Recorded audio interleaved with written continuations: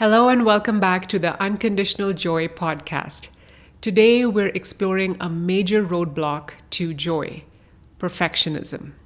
As a recovering perfectionist, my journey is full of struggles, lessons, and aha moments. I have learned a lot about why I am the way I am by reading psychology books, and in particular, I want to give a shout out to Dr. Nicole LePera, who goes by the Holistic Psychologist on Instagram. She has really helped me uncover a lot of my childhood wounds, and one of those wounds happens to be perfectionism. When I was a child, like many other children, I was rewarded, I was praised for any time I was perfect. Anytime I got good grades, I finished my food, or any way in which I showed to my parents that I was a quote unquote good daughter or good girl. So, what that does to a little child is that it ingrains in them that they are worthy of love only when they do things perfectly. And I took that on very seriously. Even after I moved out of my parents' house, my perfectionism continued. Heck, it continues it to this day. I can see myself being a perfectionist in things as little as how I load my dishwasher to things as big as how I parent my kids. Can you relate to this? I do not blame my parents at all for my childhood wounds. I used to, particularly my mom. But now I have come to the understanding that my parents did the best they could at the time according to their level of consciousness and maturity, emotional maturity. So all I have for them now is love and gratitude. And I'm grateful for these childhood wounds because A, they helped me grow so much as a person, and B, I now know what not to do to my kids, how not to pass on the same childhood wounds to my kids. So, how does perfectionism come in the way of joy? Let's take my example of my need to be a perfect parent. After I understood the childhood wounds that I had and the mistakes my parents had made in my upbringing, I was so determined to not make the same mistakes while raising my kids. I started reading a lot of parenting books. I particularly liked the idea of conscious parenting by Dr. Shefali, and I started applying those concepts. But here's the thing, I tried to be perfect about it. And of course I failed. And anytime I failed, my inner critic would be so hard on me.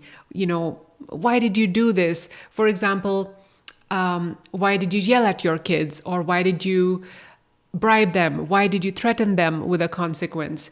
And even my other parenting choices, which are not to do with conscious parenting, were constantly being judged.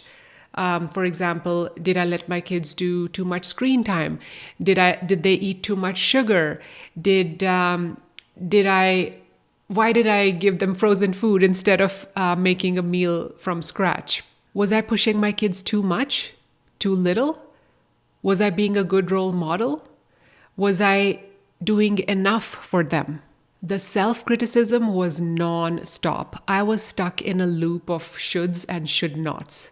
Anytime I did something that was not quote-unquote perfect in my own eyes, I would be so hard on myself. Then over the years, as a result of a lot of self-reflection through meditation, journaling, reading a lot of spiritual books, listening to spiritual talks, I began to explore my perfectionism through a lens of curiosity and non-judgment.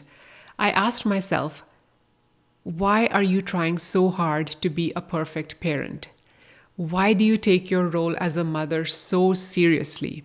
The answer, of course, was that I was trying to be a perfect parent because I love my kids. I want them to be good kids and grow up to be good humans. When I dug deeper, my deeper answer was that I do not want to pass on any kind of trauma to my kids. That's why I was trying so hard to be a perfect parent. But maybe, and this was a big aha moment for me, maybe me being so perfect all the time might give them trauma by giving them impossible standards to live up to. They don't need a perfect mom. My kids need a real mom who makes mistakes and then owns up to those mistakes and learns the lesson and moves on, and perhaps even can laugh at herself for making those mistakes. And when she makes a parenting mistake and realizes it, even days or weeks later, she apologizes to them. There's a book I read which is called The Book You Wish Your Parents Had Read by Philippa Perry. In this book, I learned about the concept of rupture and repair. A rupture happens in a relationship when we make a mistake. Let's say I yelled at my kids and I was wrong to yell at them. That causes a rupture in the relationship. But if I own up to my mistake and I apologize to my kid, and it's a genuine apology, like, I'm sorry, I lost control of my temper. I should not have said that. You did not deserve that. By offering a genuine apology and being honest to your kid, that rupture can be repaired and the relationship will be even stronger than before. A genuine apology like this not only repairs the rupture, but it also teaches kids to handle their own mistakes with grace. So not being a perfect parent is actually a good thing. By accepting myself when I'm not perfect, I am better able to accept my kids when they are not perfect. I am able to not freak out when I see their messy bedrooms or tangled up hair or unfinished food in their lunchboxes. And the same applies to my relationship with my husband and other family members.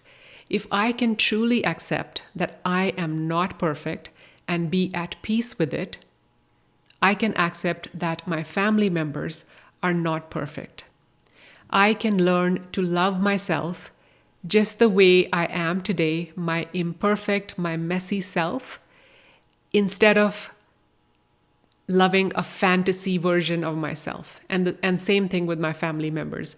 I can learn to love them, the imperfect versions of them, the way they are today, and not some fantasy version of them that I have imagined in my own head. I had mentioned earlier that I do not want to pass trauma to my kids. I had once heard Mel Robbins say that no matter what we do, no matter how much we try to be good parents, we are going to screw up our kids in one way or another. This may sound scary, but when I heard this, I felt a sense of relief because no matter how hard I try to do my conscious parenting or whatever else, yes, I may not pass on the same trauma to my kids, the same wounds to my kids that I got, but I will probably give them some other wounds, and that's okay. I can just do my best, try my best, and surrender the rest to God or to the universe. I cannot control everything. I cannot control the future of my kids. In fact, I can't control anything. The only thing I can do is just give my best effort, do the best I can, and then surrender the rest to God. I do not need to make myself responsible for my kids' lives. My kids are not an extension of me. They are their own beautiful souls on their own journey, and my journey crosses their journey for maybe 20 years. And in those 20 years, my job is to love them, support them, help them, and just try my best and not try to control everything, not try to control and predict their future and make parenting so hard on myself. I'm always trying to remind myself now to not take parenting too seriously and to also remember to enjoy connecting with my kids, being silly with them, having fun, making memories, and just relaxing with my perfectionism when it comes to parenting. So letting go of perfectionism is definitely an ongoing work for me, and it is an ongoing work, not just in parenting, but in other areas too. And I would like to share one more example of such an area, which is spiritual growth. I used to be such a perfectionist. I used to wake up at 5 a.m. for a few years and try to meditate every day for at least 20 minutes. And I used to think that every meditation has to be perfect, as if such a thing exists. There was a lot of rigidity and discipline, and maybe that's a stage I needed to go through. But over the years, I have realized that I need to let go of that perfectionism in my spiritual journey. I need to relax a little bit. I realized that my ego had attached itself to the identity of a quote unquote spiritual person. So my ego was trying to label things that a spiritual person should do. So again, there was a lot of like, you should do this and you should not do this. Man, my inner critic is the biggest bully I know. So being on the spiritual path, this came up in so many ways. For example, I would judge myself. My inner critic would judge myself by saying things like, you are a spiritual person, so how come you are judging these people? Or how come you're so vain and still looking for approval from others? Or why are you so attached to your body? And I talked in detail about my body image issues in episode 2 of my podcast, how I started the process of loving my body from hating my body. So my spiritual inner critic was constantly criticizing me that, being on a spiritual path, things should look a certain way. And how come you're still not above this or above that? There was so much judgment going on there. All this judgment was because in my own eyes, I was not doing the spiritual work perfectly. So the perfectionist all over again. I was failing to acknowledge that in addition to being a spiritual person, I'm also just a human. I don't need to hate my lower self for doing human things. Michael Singer says, raise your lower self. Don't trample it down. Don't yell at it. Don't push it away.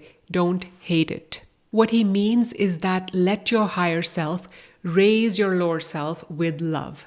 You will not be able to raise it with judgment, perfectionism, criticism. You can only raise it with love. Help it like a parent would help a child. And then he goes on to say, reach down there and help her. Tell her it's okay. Be her mother. I'm with you. We can do this. And lift her up. And don't care what happens. What matters is that you do it, not the result. Wow, hearing him say these words made me cry. I will link the podcast in the show notes where he says these words. You know what the funny thing is? Before, I used to beat myself up for not being perfect. And now, I beat myself up when I catch myself trying to be perfect. Haven't you learned that you should not be a perfectionist? That's my inner critic. The inner critic is so sneaky that it will always find something to yell at you for. So what do I do? Or rather, what do I try to do?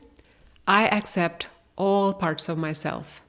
The perfectionist, the inner critic, the lower self, the higher self, the ego, all of them. Because what you resist persists. For example, if I catch myself obsessing over doing something perfectly, I zoom out and I say, there's the perfectionist. And then I don't try to push down the perfectionist. I say something like, thank you. I know you're trying to help, but I got this. I don't need to strive to make this perfect. Good enough will do. Thank you. Bye-bye. To give you an example of how I handle my inner critic, let's say my inner critic brings up a past mistake I made and says something like, why did you say that? Or why did you do that? You should have done this or that instead. I say something similar to my inner critic. Thank you. I know you are trying to help me. Yes, I could have responded better, but past is past. I forgive my past version who made that mistake. She responded in a way that she knew best according to her level of maturity and consciousness at that time. I am not going to let you bully my past version or my current version. Of course, I would have responded much better if the same situation happened today, but that's because I have grown so much since this happened. And for that, I'm so grateful. I'm so grateful for that growth. And I'm so proud of my past version for doing all this work to become who I am today. So this is where I am in my journey today. I still have a long way to go, but that's okay because I'm now striving for progress, not perfection. I know that perfectionism kills joy.